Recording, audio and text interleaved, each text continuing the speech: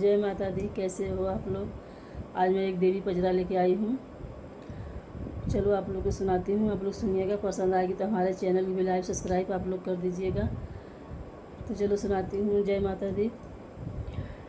मैया तोहार बंगला मैं पान से छवैबे, मैया तोहार बंगला मैं पान से छवैबे, पान से छवैबे मैया पान से छवैबे, मैया तोहार बंगला मैं पान से छवैबे, बंगला के आरी आरी मलिया बसैबे, बंगला के आरी आरी मलिया बसैबे, मैया तोहार गजरा हम भोरही पहिनैबे, मैया तोहार मलवा हम भोरही पहिनैबे, मैया तोहार बंगला हम पान से छवैबे, मैया तोहार बंगला हम पान से छवैबे, बंगला के आरी आरी कहरा बसैबे, बंगला के आरी आरी कहरा बसैबे,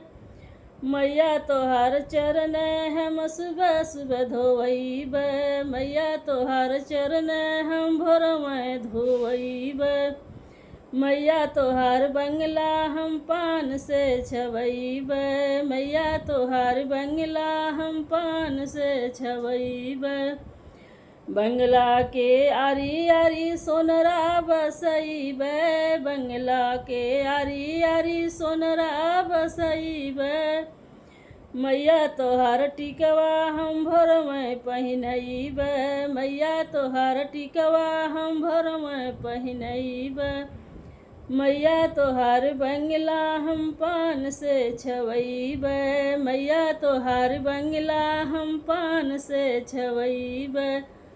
जय माता दी।